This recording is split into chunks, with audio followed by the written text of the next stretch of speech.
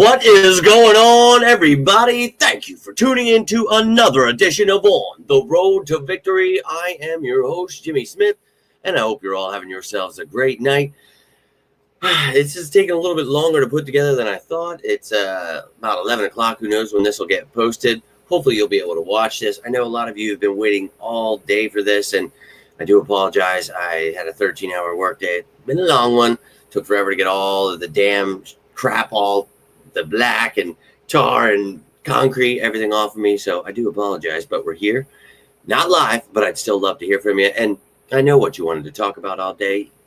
Most of you don't care about the Eagles. You don't want to talk about training camp. You got the Cowboys on your mind. And well, for me, it's always Dallas sucks. But I like to appease the people. And this is what we're going to talk about here tonight. And look, if you're living under a rock, then you missed it. But one thing before we get into it, just want you to remember 34 days until those Cowboys get that ass whooped by the Philadelphia Eagles. And, they get to watch us drop our banner. Now, in case you have missed it, Micah Parsons is now requesting a trade. And I was going to post, Adam Schefter, whoever said it, whatever, but he'll just tell you himself. And, I've got his words that he posted, and Micah Parsons, or whatever Jerry Jones refers to him as, the racist old weirdo.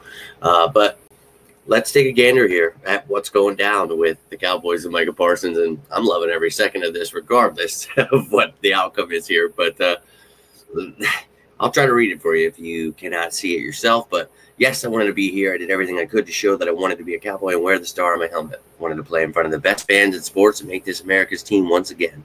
The team my pops and I grew up cheering for in Harrisburg, PA. Unfortunately, I no longer want to be here. I no longer want to be held to closed-door negotiations with my agent present. No longer want shots taken at me for getting injured while laying it on the line for an organization, fans, and my teammates. No longer want narratives created and spread to the media about me. I purposely stayed quiet in hopes of getting something done. But since there's confusion out there, let me clear some things up. Have my agent reach out to the Cowboys, third year, hopes getting done. All right, we're going to just whining. Unfortunately, the team didn't want to start any negotiations, complain, blah, blah. The season, I told my agent once again, let me know we're open to negotiate.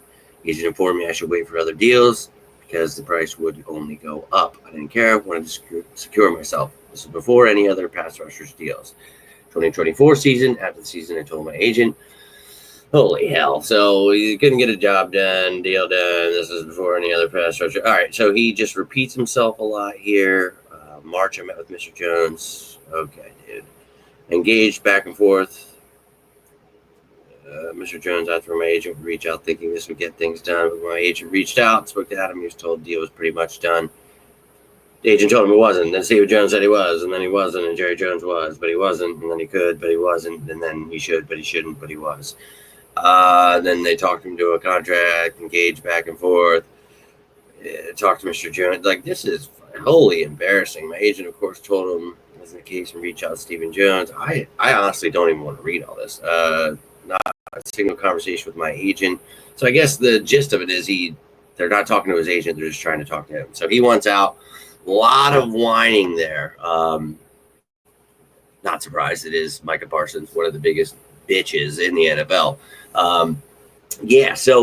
There's a lot of questions, so we're going to try to answer them here tonight. And look, if you guys get anything from this, do me a favor, hit that like button, share this bad boy, subscribe down below. But let's get into the information you actually need to know to understand this. Now, everyone, I saw a couple of people posted this, that, the other thing about the Eagles they're tight on cap space. They don't have, again, I know I have to say it all the time, but I wish people would learn how this stuff worked before trying to explain to others how it works. Probably be great if you knew how it worked. But Eagles have a lot of cap space, and we're going to take a look at that in a second. But let's first take a look at Micah Parsons here and, what's going on with the young man. So you've got someone who just turned 26 today. He's 6'3", 245 pounds, and this will be his 5th year out of Penn State, where he used to put his little bipper on other guys' buttocks, which is really weird. But no doubt, a lot of fans were big on him once that news came out, wanted him to be drafted. And, hey, whatever floats your boat. But no doubt, So he was picked 12th after Devontae Smith by the Cowboys there, and he is going into the final year of his rookie contract. And you can see his cap hit, $24 million. That's a big one. So, yeah, that's a lot of money. And the thing is, he wants more money. So he wants to be paid one of the top pass rushers. Okay, he's one of the top pass rushers. I totally understand that, right? But it comes down to, if you do sign him, you would have to extend him. That's what he wants, right? No teams, well, unless you're the Jets and you trade for him, and like Hassan Reddick, where he tells you you're going to get an extension, and then, well, then you see what happens. So, look, this is a move where, $24 million. First off, if the Eagles just wanted to trade and keep him on a one-year deal, which would be stupid as hell, he'd be miserable if I one play. You still could afford that $24 million. So, but the thing of it is if you extend him, you can actually move money around. You could prorate that deal like Howie Roseman always does, and you could find yourself maybe only paying like 6 to 8, maybe 10 million a year to this year, maybe the next, and then the money starts going up. That's what prorating the money does. Howie knows what he's doing. A lot of casual fans and media get confused about it. They'll say things like kicking the can down the road every year. Well, this is the year the Eagles find out. And I just wish one year they would find out how this stuff works. But again, here we are. So let's show them what a lot of cap space looks like here. And that's, well, the Philadelphia Eagles cap space. And I don't know where they get these narratives, but it's too late for them. The draft picks are already signed. There's no 10 million for that. There's none of these weird narratives that we deal with every year. And like I told you, we'd have 30 million after all was said and done. And, well, we're still sitting right around there with $30,161,551. So, lot of cap space you could pay for the dude right now. But if you wanted to extend him, you seriously could do that. So if you were serious about going after someone like Micah Parsons, you could do it. Now, whether you want to or what, I'll give you my final thoughts here in a little bit, but I just want to show you the gravy ingredients here. So before we're lathering anything up here, let's keep the taters and the turkey dry, and I'll toss some gravy at you here in a second. But let's look at the current edge guys and linebackers here for the Philadelphia Eagles, because, well, that's what Micah Parsons can do. He plays edge. He can also play linebacker. And weird, we have a system like that where guys can play edge and linebacker. We got a bunch of guys that can do that. So starting off at edge, where he's been playing right now for the Cowboys. And look, Nolan Smith, Jalix Hunt, and I've talked about Uche and Ojulari. What a great couple of additions those two are. Adding with Smith and Hunt, I think that rotation is nasty. But if you want to ensure you control the NFL forever, I mean for years and years to come, that dynasty I've talked about, you'll hear everyone repeating my dynasty talk if this trade would happen. So I wouldn't blame them. He definitely would make this team insane. If you had Micah Parsons with Nolan Smith as your starters, and then Jalix Hunt as the depth piece, and you just rotate them with Uche, maybe you let Ojulari or somebody walk, whatever, but that would be pretty nasty. And then at linebacker, maybe they think in this system he would fit doing that, but you kind of just drafted a guy named Jihad Campbell. Now, I know Nakobe Dean's banged up, but you got Bond, Trotter, Munden, Dixon, Gang. You've got some guys here. You wouldn't really use him at linebacker, but that is what he can do. He can add to both of these rooms, bring you that versatility. So, look, I'm all about that, and I'm all about having great players, on the team. But I think for me, you got to take everything into account. I think that for me, I don't know, man. This is a tough one. I like having good players. I do. I like winning. I just think that there is definitely some things.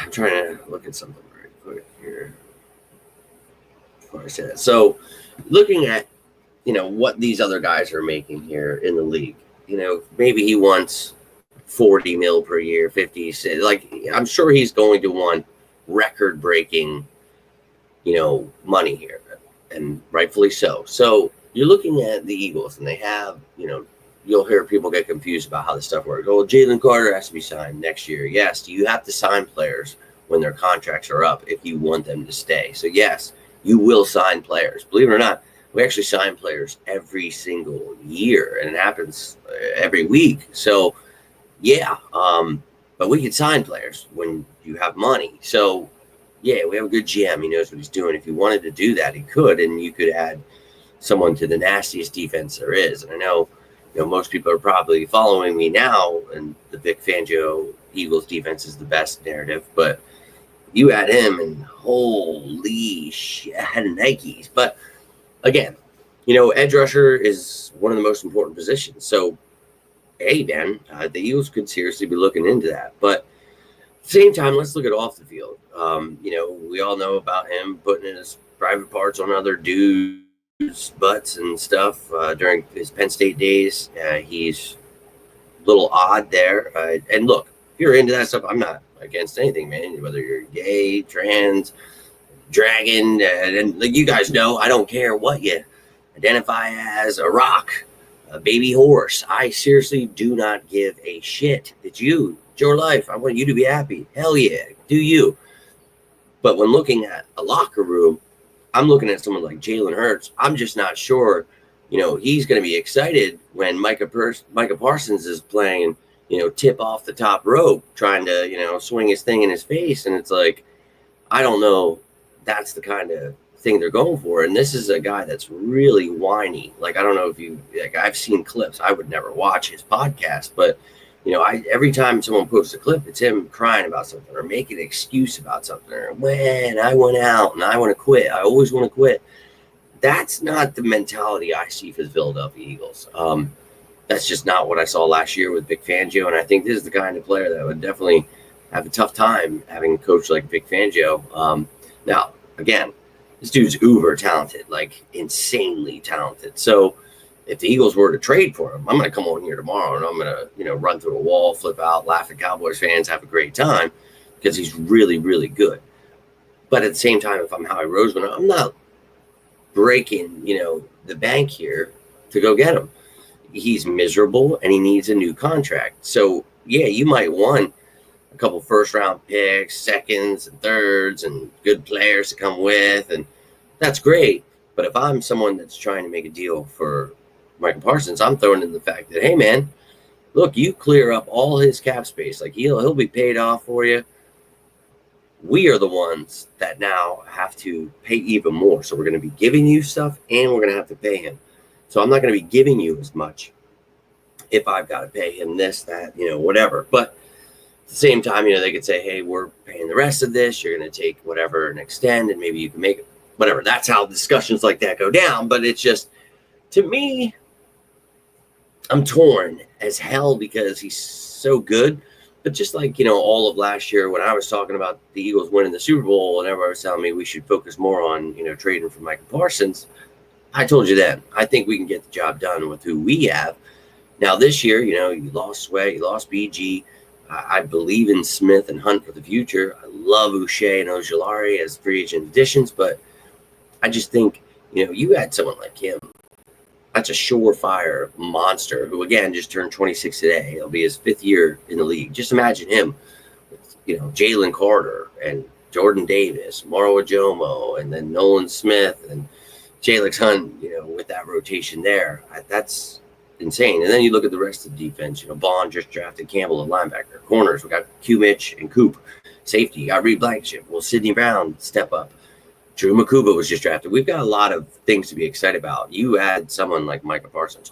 That's like a video game. But if any GM could do it, that is Howie Roseman. And he's got the money. He's got the draft picks. He's got everything he needs. And one of the things I forgot to add on the side there was the Eagles draft picks. And I think I unfortunately deleted that at some point. And I don't know how I did that, but it really pissed me off. I think I have next year's picks, but I did have a graphic at one point, and I again have no effing idea what I did with them. But you can see here for next year, I think the Eagles obviously have a pretty good amount of ammo there. A first, a second, 3 third-round picks, 2 4th-round picks, and then you got 5 5th-round picks with a 7th-round pick. So if the Eagles are feeling froggy, they could definitely leap. And, in 26, you've got a first, a second. You've got 3 3s. You've got 2 4s, and then like 5 5s again or something. Like, I don't even think that's right. I'm trying to read this here. The hell? Yeah, I really wish I had that graphic. Anyways, sorry about that. But that's the ammo we have right now. And I think I've made it pretty clear that, whatever you want to do, you can do it. And I think, they have every right, the Cowboys, to ask for, a good player and some picks. But again, the team trading for him asked to pay him. So should be fun to see who wins this sweepstakes here. And I'm sure Howie is one of those people. He calls on people just to check. And he's probably also calling just to gloat and laugh at them for being in pure hell right now. So I just want to go ahead and laugh at all the Cowboys and Commanders fans right now. You've got our racist president losing his mind that they can't get their racist name back, and they're trying to trade Terry McLaurin. And now you get the Cowboys who have Micah Parsons, so trying to get traded. Beautiful last couple of days. I'm not going to lie to you. I love that kind of stuff. Watching their downfall is truly beautiful. Keep talking that trash. You'll find out eventually here. But ladies and gentlemen, I'm going to get rolling out. I'd like to relax a little bit. Got a nice weekend coming up. But tomorrow, live, Sicko Saturday. And then Sunday, going to do a little recap on the camp battle, see what's going down, my thoughts on it, if they've changed, if I've added anything, whatever. We'll talk about it all then. But if you got anything from this video, do me a favor. Hit that like button. Share it down below. Subscribe to join the family. All that stuff. I really can't thank you enough for supporting the channel. Hope you're having a great Friday night. Hope you've got a great weekend lined up. If you need anything, you can always reach out. Always here for you guys as you are for me. But until next time, I am Jimmy Smith. And this is On the Road to Victory. And the Dallas Cowboys suck. But, I don't even remember what I was going to say because that just threw me off. This is On the Road to Victory. Jimmy Smith, have yourselves a great night. And as always, go Birds!